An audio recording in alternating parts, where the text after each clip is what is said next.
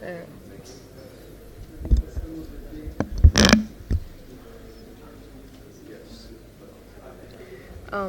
So our next speaker is Katie Barnett, Google developer expert for Android, one of the organizers of GDG Melbourne, and a woman text maker ambassador.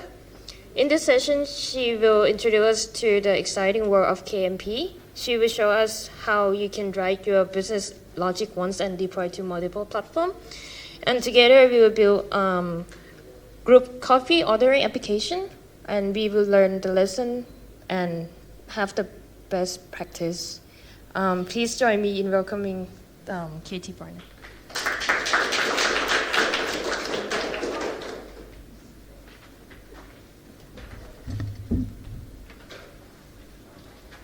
Okay.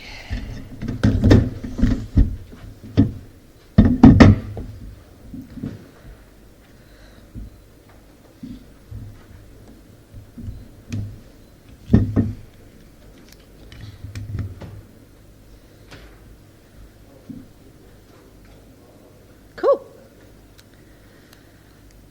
Okay, hopefully I'm loud enough up the back there. Yep, awesome. Welcome to my talk on KMP. If you don't know what that means, it's Kotlin Multiplatform, which I will say about 30 times in this talk, and you will get sick of hearing me say it. So, first up, a little bit about me. When I have my holidays and I go down to go and spend time with my family, we go to this little town called Blackgowrie in the Mornington Peninsula. And I go down there in Christmas time and Easter time, and my extended family comes as well. And we all have different houses around the same area, and every morning, 8 a.m, 8:30 if people have had a hard night, we meet up for coffee at this cafe called Blackgowrie Cafe. And every day there's a different group of people. Sometimes there's just me and my dad, other times there's also my uncle, my cousins, maybe their kids. It always depends. We can have up from 3 people up to like 13 people. So there's always a different group of people every single day. You know, here we have my dad there in the blue, my uncle, and my little nephew Andy sitting enjoying coffee together. It's a really nice special time every day. But the trouble is when it comes to ordering. Now, everybody, likes to, be the patriarch and put out their credit card. And every single day, it's always, here's the credit card, now somebody take the orders. And so it's usually left to me to grab my notes app on my phone and write down the list of what everybody's having, which involves me remembering what everybody's order is, but also going, okay, who's coming now, who's here, what order do I need, because it's never the same every day. So I thought, okay, I can do this better. I can make an app to fix this, right? Yeah, so I've made this app called Coffee Run. So I can keep people's orders in there, add them, remove them, and make this order every day. The trouble is that my family all use Android because I am tech support for my family, but my uncle's family and my cousins, they're all iOS. So I can't just make an app just for Android. So what am I going to do? Another thing about me, Android only, and I know Kotlin. So I can make an app using Kotlin Multiplatform to work both on Android and iOS. So if you don't know what Kotlin Multiplatform is, it means you usually have, when you're running a native app, you have the UI, the domain, and the data layer. So you're writing separate code for each platform. So separate code for Android, separate code for iOS. But with multi-platform, we can share the code. We can have the same code for the domain and the data layer and make use of the same code on both platforms. But I don't want to just stay with Kotlin Multiplatform. Also compose multi-platform. I want to be able to share my UI as well, because they don't have to write less code and I don't have to touch Swift, right? I can also use Kotlin Multiplatform on the web, and that means is really cool because I can, again, add another platform, although it doesn't really apply for my particular use case. And if I wanted to make a backend server, I could use multi-platform on there as well. And again, I'd only have to write this logic once, and I could run it across multiple places. So write once, run everywhere. That's the dream of all us software developers, right? So what platforms are supported by Kotlin Multiplatform? We have different tiers. This Kotlin Multiplatform is supported by JetBrains and Google as well, and so they've come up with different tiers to see how well it works on each platform. So we have tier 1. This is fully vetted, reliable, we can use with confidence in production. This is Android and iOS, and JVM, which is the desktop. Tier 2, it's a little bit experimental. We use with caution, probably wouldn't put it into production for macOS and Linux. And Tier 3, very untested, very early access, very unstable. That's where our web lands at the moment. So I haven't yet tried it on the web, but it'll be interesting to see what the differences are. I'm going to focus just on Tier 1 because I am a mobile developer and all I really care about for this particular project is iOS and Android. So let's get started. Is it hard? A bit of a spoiler alert. I found this a lot easier than expected. It was really, I thought, okay, I'm going to write this talk, I'll make an app, I might just get to a hello world style, but actually it was pretty easy to get started, especially as an Android developer. I already know Kotlin, I already know Compose, so making a Kotlin multi-platform app was pretty easy for me. So I'm just going to focus on the lessons I've learned along the way and what might trip you up if you're taking this journey as well. So how do we do it? Just use Android Studio and the JetBrains Kotlin Multiplatform plugin. You can also do this in IntelliJ as well, if you'd prefer, but both have a new project template, which will get you straight away up and running on multiple platforms. If you want to do this module by module, and I'll talk a bit about this later, you can also just add a new Kotlin Multiplatform module.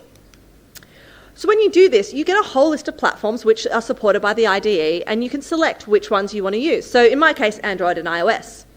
And then you can also decide if you want to share the UI. If you don't want to share the UI, you can write native UI in Swift and Compose separately. So I'm going to share it because, again, I don't want to touch any iOS code. And this is what you get.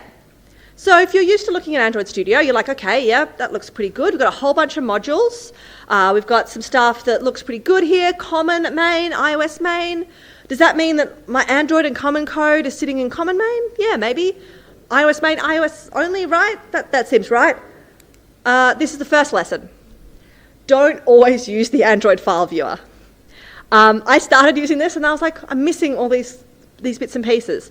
What you really need to use is the project viewer, because there are a whole lot of other files that you wouldn't be used to if you're used to using Android. So we can see here in this iOS app module, we have some actual Swift code in here. We have some configuration files for Xcode, and you do actually need to use these. So when you're doing this, make sure you use the project viewer. We can also see we have a module called Compose app. And in here we have Android main, common main, and iOS main. So that's what we were seeing previously. But we can see there's a whole lot more that we need to look at. So what do we share between Android and Kotlin Multiplatform? Kotlin, obviously. Gradle. So we can do most of our build work within Gradle, what we're familiar with. It gets a little bit more complex. So if we have a look, we've got our Kotlin Multiplatform plugin. That's the key thing that makes everything work. I've got my supported targets. So these are the places that my app will run on. So in this case, Android and iOS. And I'm just supporting the iOS ARM64 environment. We then have platform-specific configuration. So on the left here, I have what's specific for Android in Gradle, all very familiar. And on the right, I actually do have to open up Xcode to be able to look at the dependencies for our iOS app and set some of the project-specific configuration. It all works out of the box if you use the wizard, but if you do need to make any changes, you do have to come into Xcode to do them. And if you do want to run the app, you also have to open Xcode. So you can't get away without running it completely. So we have our dependencies and Jetpack. Do we? Yeah, we've got dependencies. We can have a look in our Gradle file. We've got our Android-specific dependencies. This is for anything that's run just for Android. We have our common dependencies. So this is the things that is using for our common code, and you can just add other dependencies here. And if we look, there's a compose prefix. And it doesn't use our usual libs prefix if you're used to using the libs toml file. And it's because we're using the Compose Multiplatform plugin. That will give us all these Compose resources, and it's really handy. But what about our iOS-specific dependencies? You can't forget about them entirely. I did have to write a little bit of Swift code, and I'll show you it in a moment. And I did have to learn about Swift Package Manager, and this was for integrating Firebase. I wanted to add Firebase, thought it would be really easy. Spoiler, it wasn't. But I did need to open Swift Package Manager and learn how to add one of those to be able to use Firebase.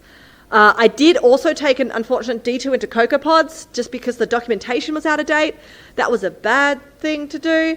And all my iOS friends were like, why are you doing this? But Swift Package Manager was better.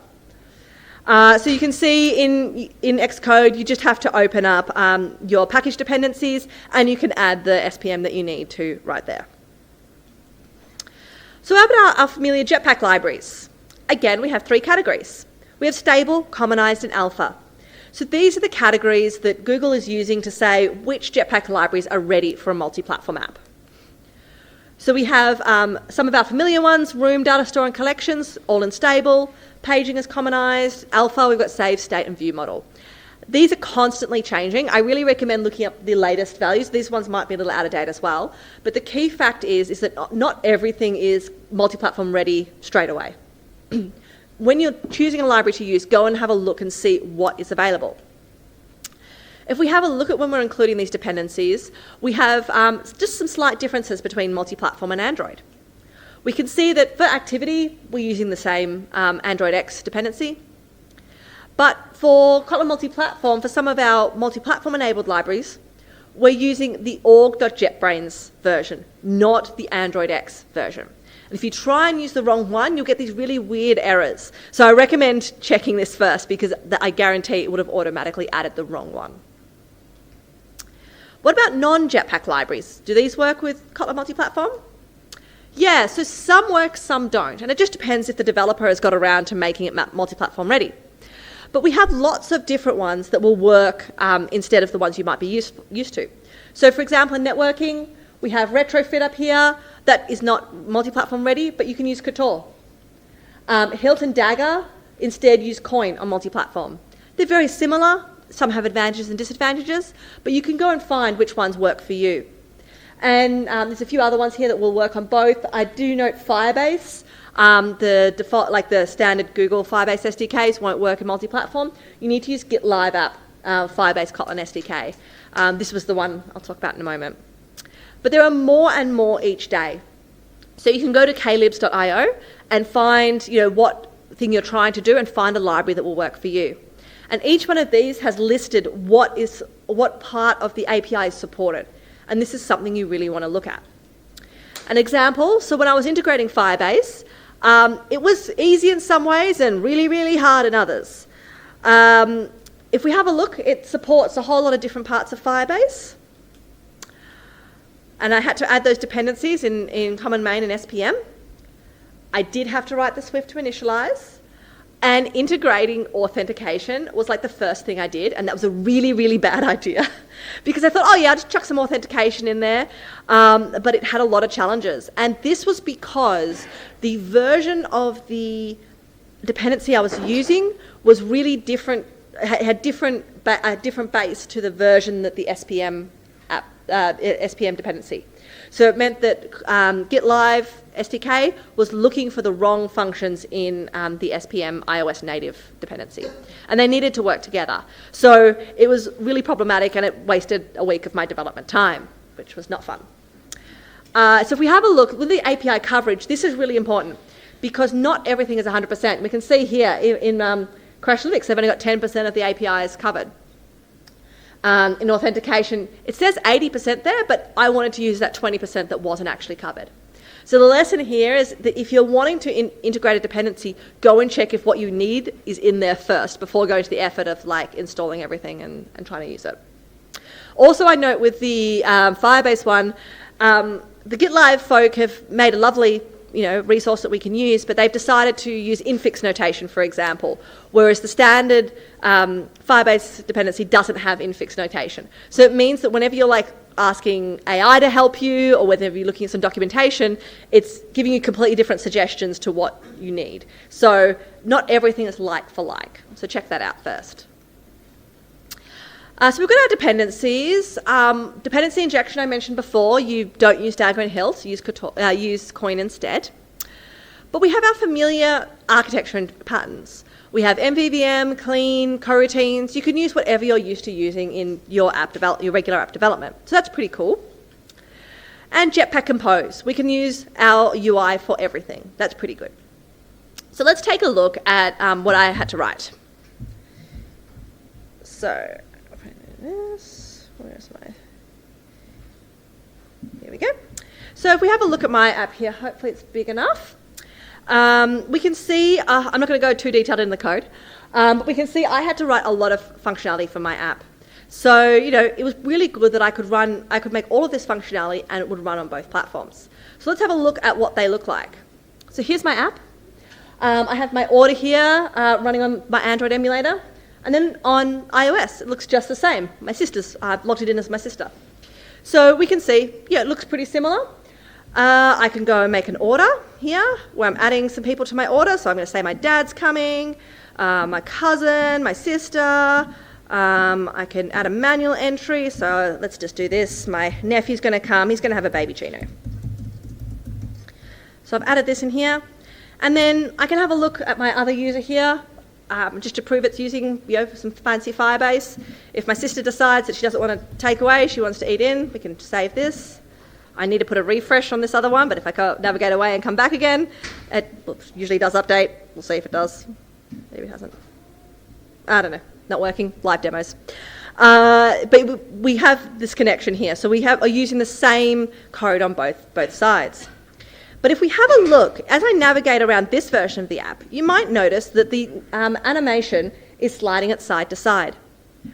So this is more of an iOS native navigation animation, whereas on Android, it's doing more of a dissolve animation. So even though I have not written different animation code for both platforms, it's using the platform-specific one. And that just comes out of the box. So as I use all these things, it will work normally. And the gestures will work normally, all those sorts of things. But you can see that I'm using the material design in both versions. What if I don't want to do that? There's ways around it. So back to the code, we can see I've got lots of code here, all written really well. Hopefully no bugs. We just saw one, but anyway. But what did I have to write that's platform specific? So in Android, we have our main activity. And the only thing we need to do is just call our application. Pretty straightforward. I also initialize my Firebase here. So this is all that's specific to Android at this point. I also have my iOS code. So we do have to write a little bit of that. So we just have the iOS app here. It has a content view, which if I go into here, we have a main view controller. And this is where our application gets launched. So we go straight from Swift into Kotlin. So we don't have to do much in Swift at all. The only thing I had to write separately was this app delegate to launch Firebase. I don't even know how that works. Gemini helped me do that one. So that helped. So you don't have to be able to write the other platform that you don't want to. And indeed, if I wanted to write my UI in Swift, I could, and it would apply to both. So let's jump back into the presentation. Okay. But what if we don't want to share things? What if I do want to have a different experience in both platforms? I can use expect and actual.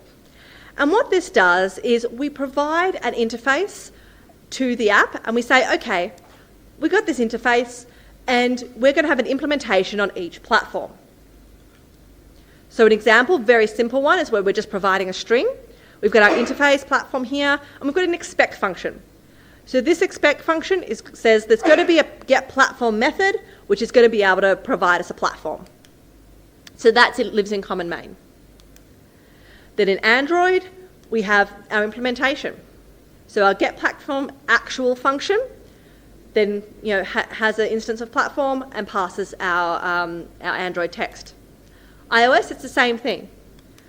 We have our platform, we say get platform, we pass back an iOS specific version. So it's really straightforward. We just have to say that we're expecting something and then we have an actual provided in each platform. And the IDE is smart enough to say, you haven't provided this, so make sure you do before it will actually build. So what about something a little bit more complex? What if I just don't want to provide some text? What if I want to provide something I need to initialize, I need to do some dependency injection? We can do this with Coin. So we have our get platform module again. It's got a list of modules, which are Coin dependency injection modules. And then I have my expect class. So I'm going to provide a whole class that's individual to each platform. This, in this case, is share service. I want to be able to share my app from my app, and I want to be able to do it on both platforms. So I've got a share app function, And then in each platform, I provide my own module. So in this case for Android, I've got my share service, and I'm providing the Android context, so dependency injecting the Android context into there. So that needs that in order to do our usual start activity. I've got a share intent, start activity, create chooser, all the normal stuff you're used to, just purely Android. Then for iOS, we can do the same thing. In this case, I don't need to inject anything into share service because iOS has no concept of context. And then I can use the interop API. And so this allows you to write Kotlin code that will be compiled into Swift code. So again, nice and easy for me. I've got my share service, I have share app, I'm writing some code here which apparently means I can share it in iOS in Swift. I don't know what this means. Again, Gemini helped me. So you can then provide separate implementations for each platform. And you can do this as much as you want. You can do it for just one feature, or you could do it all over your app if you have a lot of different things you want to offer with each platform. So I can have this native experience. So it means I don't have to re-implement the share service just for a multi-platform environment. I can have the native one for Android and the native one for iOS. And I can implement them differently.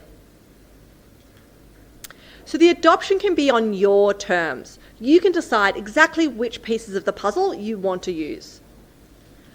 You can use as much or as little Compose multi-platform as you like. You can actually embed Compose in Swift UI or vice versa if you want to, depending on what you're more familiar and more comfortable with. And it has full backwards compatibility. So this will work on older versions of the operating systems, on all of them that are supported.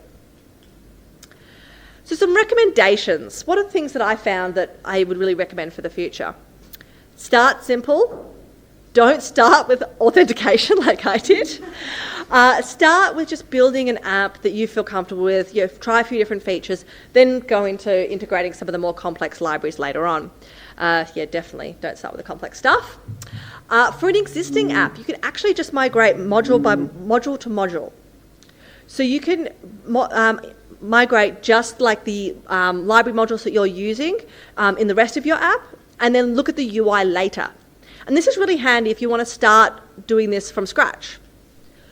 And if you're an Android developer, focus on Android first, right? Yeah, sounds a really good idea, and that's what I did. No, don't do that. Make sure you're testing on all platforms constantly. Even when preparing for this talk, I had been focused on just finishing, like I got everything working in iOS. It's like, yeah, that's cool, I'll work on some more functionality. And then I was like, oh, just check my demo still works, and it didn't. We can have a look here. So in Android, I was just doing a test register with my authentication. And I was testing a 1-character password. And I got this nice little error message, given password invalid, it should be 6 characters. But when I tried the same thing on iOS, I got this lovely, ugly error message. And that was quite surprising to me because it's using the same SDK, right? Surely it should be the same. And this is because we are using under the hood different libraries. So even though it's an SDK helping, it's still using that native library. And the iOS error message is completely different, and the exception is completely different. So I needed to make sure that I'm catching the right exception. So you need to make sure you're testing your app on both platforms. So even though you can save time just developing for one platform, I still recommend you do full testing on both platforms. It doesn't just give you a blank slate for the other platform. So I need to do that. There we go. Other tips for success, don't focus on Android, test on all platforms. If you're starting a new Android app, I recommend building it for Kotlin Multiplatform. Even if right now you have no plans on putting it on iOS or on web, in the future you may change your mind. And if it's all ready to go, you've already got the right dependencies in there, you've already started thinking about how you might do this, then you can just add that implementation later and make a few checks, do some testing. So it's really easy just to do KMP from the start. And also find your friends on other platforms. When I was having all my problems with authentication and trying to learn how CocoaPods worked, I went along to our Melbourne coding night where we have GDG Melbourne and Cocoaheads, we share a coding night, and I just cornered all of the iOS people and I'm like, here's my app, fix it. How do I do this? So I recommend if you are going down a multi-platform journey, find your friends that work in that other platform so they can help you with any tricky problems. And yeah, they also might get interested in it as well. I did actually find Gemini was surprisingly helpful. I was not expecting it to be helpful. I did a lot of questions on it, like, as a junior iOS engineer, how do I do this in Xcode? And it would start off with, some instruction. I'd say, as an even more junior iOS engineer, and then it would start with open Xcode. I'm like, excellent, that's the level I need. So I recommend use some of your AI tools for some of these, helping you debug. It was actually quite helpful, especially late at night when I had no more patience for it. I would just ask Gemini to do things for me. Some interesting libraries to take a look at in the multi-platform world. This one called Calf, I haven't tried these myself, but it is actually providing a native look and feel in Jetpack Compose. So somebody's gone ahead and written the material style alert dialog, for example, and the HIG style dialog. So it means that you can have that feel that's native to the user on each platform. That's, I think, is an interesting space. There's also a lot of these all-in-one libraries, there's a few of them around, which provide implementations for both platforms that you can use in Kotlin Multiplatform. So things like that share sheet, it would actually do it itself within the library. The trouble with some of these libraries is you're relying on the developers who have built it and maintaining it on keeping the APIs up to date and making sure they've actually tested it well and that sort of thing. So I think these are interesting to investigate, but use with caution and make sure you test everything yourself or take a look at the source, because they might not have tested every single thing and they may not keep them up to date. So are you ready for a coffee run? Ready to go, autumn coffee in both platforms? I think so. My nephew does too. He loves a baby Chino. Here are some useful links. Check out JetBrains. Their Kotlin Multiplatform documentation is kind of the better one. There's also the developer documentation from Android that covers a lot as well. Caleb's.io is really useful. Definitely check those out.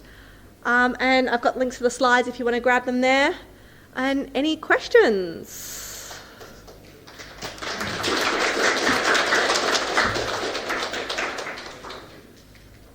Yeah? Oh, you might need the microphone. Thanks, Kitty, for beautiful presentation. I think I really missed this last week in Melbourne. I was part of the... I didn't give it in Melbourne. I was organising that. You don't organise and speak at the same conference. It's a recipe for disaster. All good. You were too busy that day as Yeah. well. So great presentation. The question I have is around the testing aspects of it. How do you cover both? Because I wrote this app in like a week, I did no testing. But you've got full unit testing coverage. Snapshot testing, I believe there's a beta, alpha version out for it. UI testing, there is UI testing as well. For testing, I just tested on both emulators. So in order to run this, I've got Xcode open as well in order to run the iOS version. And you can just launch it on both platforms and just test it manually like that. Right, and once you build the application, it's just as simple as running on the emulators, like Yeah. the iOS part of it. We know, obviously, Android, you just build it on an emulator. Yeah, same thing with iOS. You can just run it straight away on the simulator. From Android Studio? Or? Yes, yeah, Oh, okay. yeah, you can. Okay. I can have a look here. So if I change this to the iOS app right away. So I have a list of supported simulators. I think I can add more of them. I don't know how Xcode works. You can do full debugging, full running. You'll get logs. Here we go. They all come up red for some weird reason.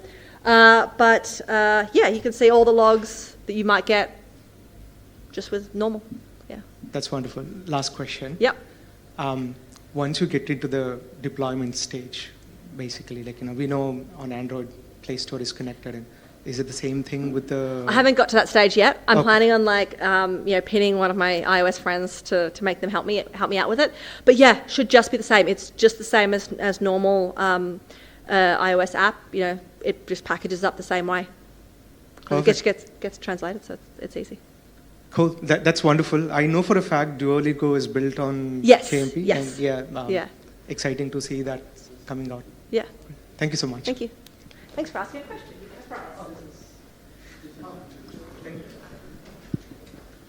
Slightly similar question, but in terms of proper integration testing in a CI/CD pipeline, would you use tools like Browser Stack and that kind of thing in a more professional environment? And just walk me Not through really what kind for of tools you native use? development. But if I was doing, like, not really for Android or iOS, would you use Browser Stack? I don't think.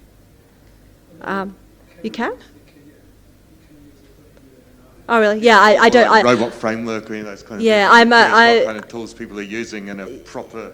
Yeah, I am a professional Android developer. File a repo and Yeah. a proper tool to do Yeah. genuine enterprise deployments instead of just something from your laptop. Yeah, you can. I don't use those in my usual Android work. I mean, for multi-platform, I have checked this. It just produces an APK or an ABB, and AAB. I can't remember. And what we need for Xcode. So yeah, it's just pretty standard once you build it. You can have a stick. Gonna have bribery, people. Anybody else? Question. If I only have resource for Android or iOS, which one you choose? Resources for building. Yes. Well, that's why I'm saying build Android or multi-platform. iOS? You can build both together. If I only have time for one. Well, it depends where your users are. And this is why I'm saying if you have multi-platform, you're building it for both with the same amount of time as you would build for one. Which one did you host first? Well, Android, because I'm an Android developer. Okay. There you go. Okay. Any other questions? Go on. Great preso, Katie. So you've definitely been through a lot of trouble with Firebase, right? Yeah. I was just wondering if it would be possible to, instead of using that library you used, Yeah. try to do something around using expect in actual. Yes. iOS has Firebase support natively, right? Would that be something that you considered? Yeah, absolutely. That's something I could have done as well. If I decided I wanted to learn how to write iOS code.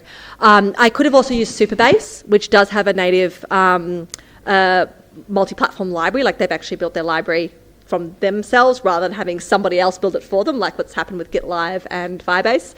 I just went with Firebase because I'm a GDE and I thought maybe I could turn it into a talk, which I might in the future because I was playing around with authentication in Firestore.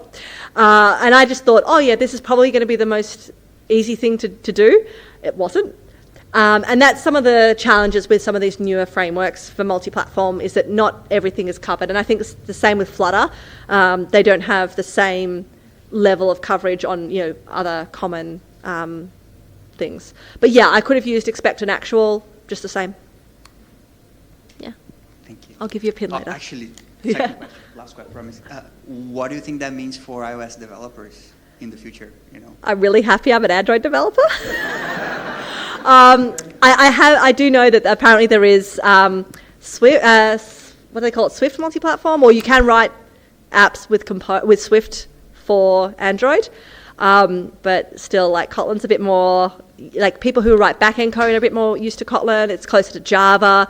So I think being an Android developer who's familiar with this framework, I think puts you in a really good position. And yeah, we could beat the iOS people for once. Thank you very much.